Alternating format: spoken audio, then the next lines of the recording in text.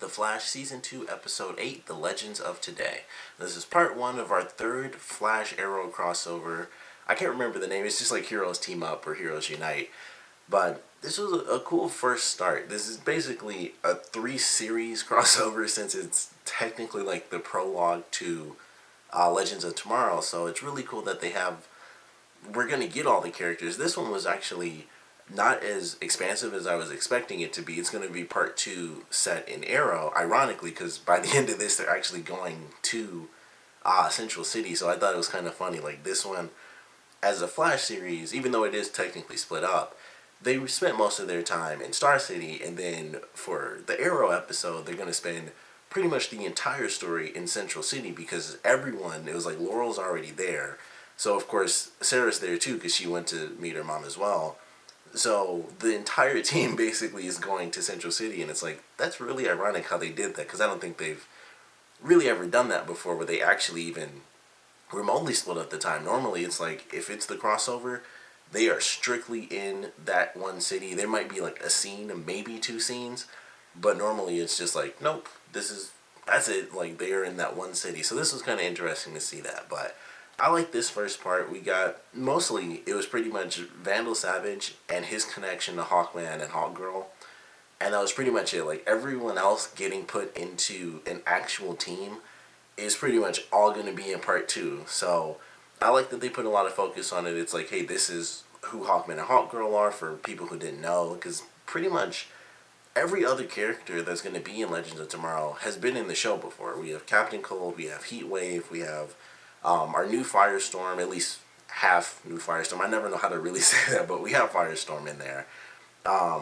We have Sarah, and then we have our time-traveling guy, whose name I can't remember, and then we have Hawkman and Hawkgirl. So those are really like the 3 new people, and then Vandal Savage as our enemy. So it was cool that we got to focus on that. I don't know if they're going to introduce the time-traveling guy by the end of part 2, or if that's just going to be the first episode of Legends of Tomorrow, but I would assume that he might not show up until the very end, and that's where we get the scene that's in the trailer, which they officially showed on TV today. That trailer's been out for a while, but it was cool to see it on TV. I thought that was pretty nice, and they just show, kind of more of what the show is really going to be like, so that's pretty cool. But it was a fun first episode. I like getting to see Kendra she was really thrown into all of it. There were 2 characters that were kind of just poof, this is what's happening. And that was Kendra, and to a much lesser extent, it was Patty. And I don't even know what to think of what's going to happen with Patty now, because it's like, she was there. It's like, Harrison Wells is not dead. She calls Joe, and he's like, alright, you gotta go. And she left, and that was pretty much it. It was just like, okay. And she just took off, and I'm like, I don't think that's going to just be something she's going to forget. And I was surprised that she just took off anyway, but Kendra really got thrown into this one. Patty, just the biggest hint that she's gotten out of the entire thing was definitely in this episode, seeing Harrison Wells and Joe, knowing what was happening. And I was surprised because Caitlin was like, he didn't basically tell you everything that's happening, which I find kind of funny because that just shows how much they think, like, well, if you're connected to this person, you know exactly what's happening, because everybody knows everybody's secret in this show. I love the way they did it for Kendra, though. That was probably my favorite that they've ever done it, where someone figured out Barry was the Flash, because Cisco was so freaked out about dying. And just like, whew, thanks, Barry. And it's like, really? Like, great. So I love that. That was probably my favorite reveal that they've actually ever done between either of the shows, because it was the funniest one.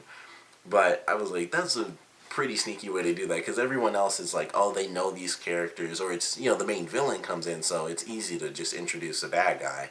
But to get a character who's already been introduced but doesn't know the secret yet, you kind of have to work that in. And it was just like, oh, thanks, Barry. And then it was like, well, now she's in the fold. So that was pretty much it.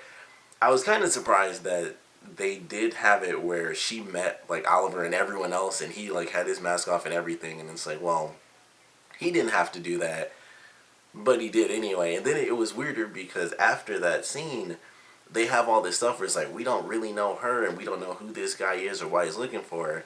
And it's like, well, then he probably shouldn't have been like, I'm Oliver Queen / Green Arrow and stuff, if that's how he felt. But that's what he did, and then he voiced his concerns afterwards. So that was a little weird, but it was fine. Like, I didn't personally, I couldn't care less. I was like, it doesn't matter. This is just lead up. We all know what this is for. So I didn't really even care about the specifics, to be totally honest. But I like what they did. It was a nice Kendra focused episode. Vandal Savage definitely got his backstory. They kind of did all the backstory and everything, I think, fairly well. It was like, all right, they've been living for about 4,000 years. They've had, reincarnations over and over again between Hawkman and Hawkgirl.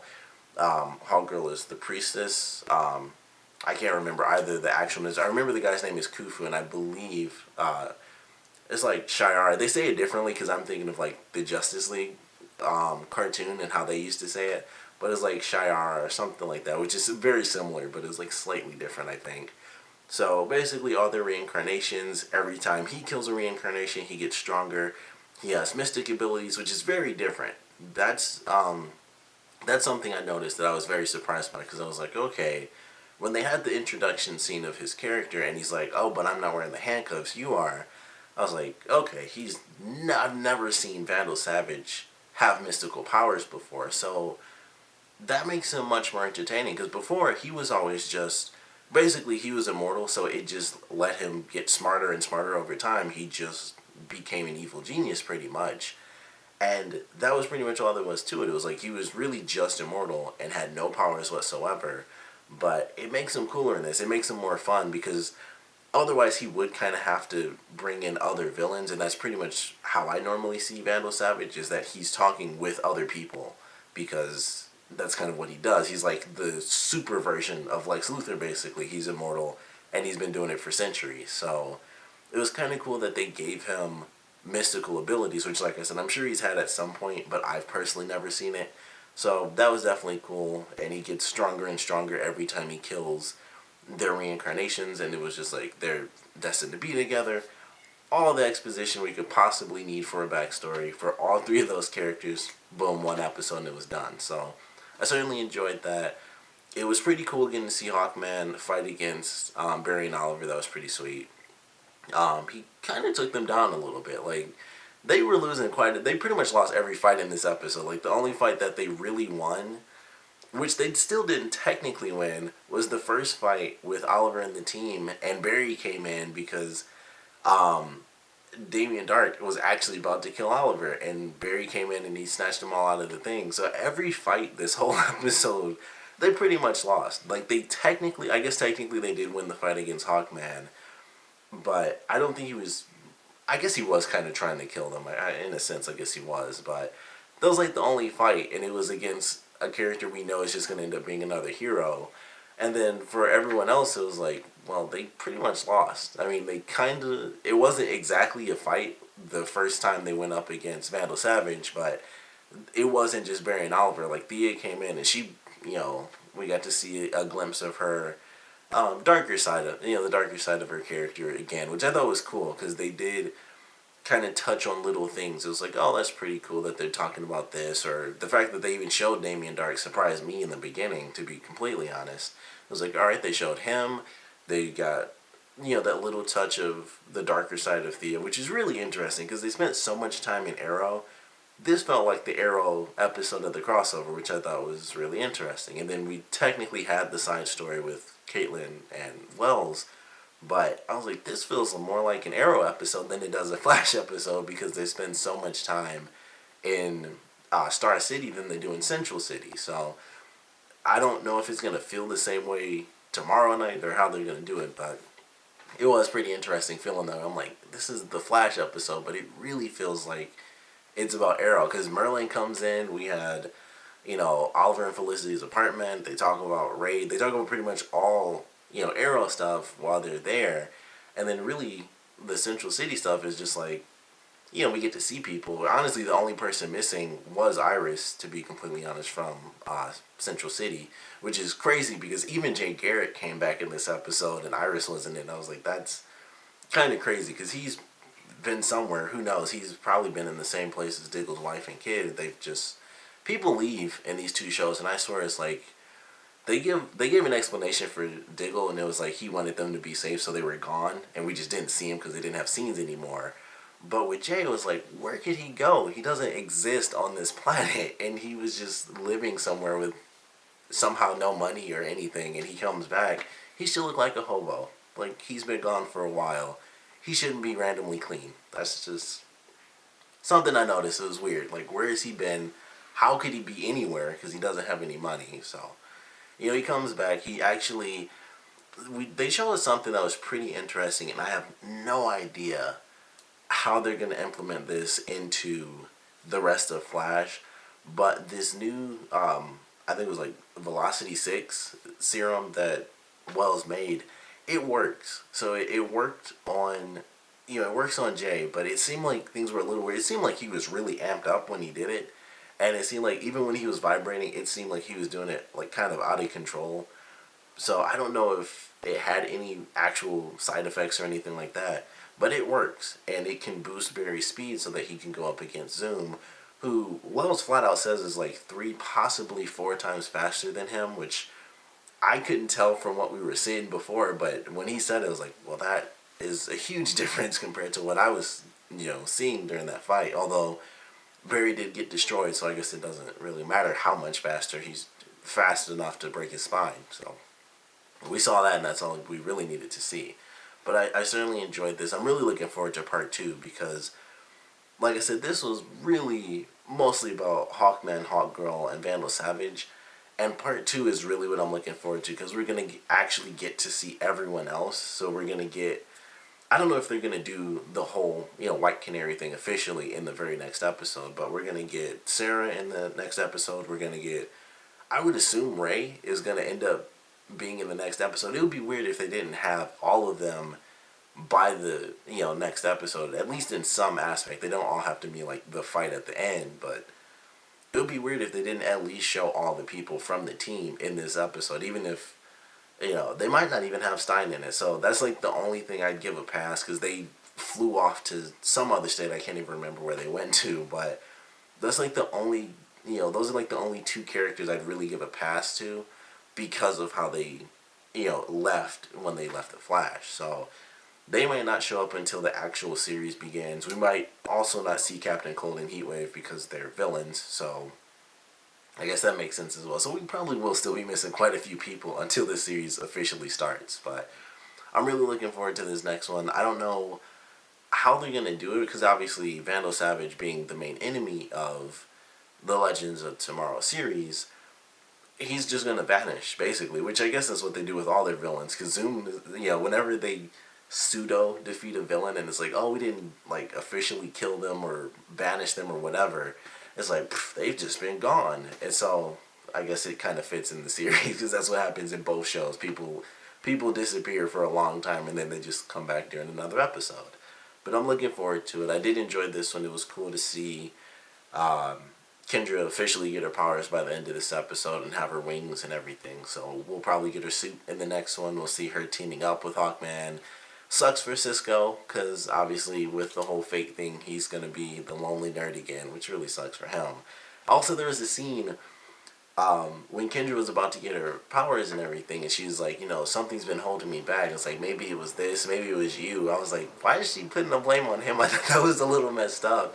I was like, that kind of sucks. It was like, maybe you were holding me back. Like, it's been 2 weeks. They've been going out like a couple of weeks. It's like, how is he holding anybody back from, her being her true self? I was like, that's kind of messed up to kind of throw the blame on him after they've dated a little while. I was like, that was a little messed up to me. I was like, that's a tiny bit harsh. And it's just going to get worse, because he's officially going to get dumped, because that's their weird fate, is, to be together and relive those reincarnations and figure out who they are every single time. So I don't know, that we might get because they do talk about that, like in the old Justice League cartoon, where Hawkgirl and Green Lantern are trying to be together, and it's like they're basically fighting against their destiny all the time. So maybe we'll have that with Cisco in this. He won't obviously turn into a Green Lantern, but maybe that's the role that they'll kind of do. Possibly, I don't know. They might play around with that like a tiny bit, at least. I'd love to see that, actually, because that would be kind of cool to see them kind of carry that over, because I enjoyed that sort of odd relationship, like fighting they're literally drawn to each other every time they're reincarnated. So I'd like to see that kind of play out in the Flash universe, and especially with Cisco. I think it would be funny, and he'd try to like step up to someone he probably can't defeat at this point. I don't know how far they're gonna take his powers, but at this point, Cisco couldn't exactly take on Hawkman and actually win. So I'd like to see how that plays out if they do it that way. But I enjoyed this first part. Really looking forward to part 2 and seeing. I hope we do get a really cool big action scene, because this was really just Barry and Oliver the whole time. I'd love to see like just a big fight scene with all the characters going up against, I guess, just a bunch of random people in Vandal Savage, because he kind of has no one at this point. It's just him throwing knives all the time. So I'd like to see that, but I guess that won't happen until the show. Maybe it'll happen tomorrow night. I don't know, but looking forward to it. But of course, I want to know what you guys thought about this episode. So please comment below. Let me know your favorite parts, your least favorite parts, and because of course this is basically the prologue to Legends of Tomorrow, I want to know what you guys want to see for part 2, because obviously we've got part 1 is basically backstory, and backstory. So what do you guys want to see from part 2? Because it's really, he already has the staff, so he's got whatever his plan is. He can deflect pretty much anything and everything with this thing. He blew up an entire church with, I guess it was like fire coming out of it, because it was an actual explosion. So it wasn't just like a force wave just destroyed the building. It was like an actual explosion happened. So I guess it was fire. I don't know, but there's a lot to come. So I'm looking forward to it, obviously. But I want to know what you guys really want to see for part 2, and what you even think we might see from part 2 based on everyone going now to Central City. Because I think we might get some stuff with Patty. With all these people, this might finally be the episode where she officially learns exactly what's happening. And that kind of sucks, because I really wanted her to just figure it out, because she's definitely smart enough to do it. So it kind of sucks. Like, I don't see how they could possibly ignore it anymore, because she saw Harrison Wells. He's supposed to be dead, and then he wasn't.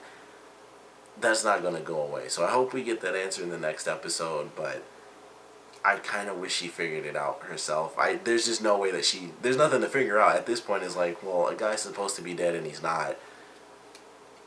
Like, what else how can they lie from that? So, don't really know how to expect that to go, but I do want to know your expectations and just what you guys want to see in general. So please comment below, let me know, and thanks for watching.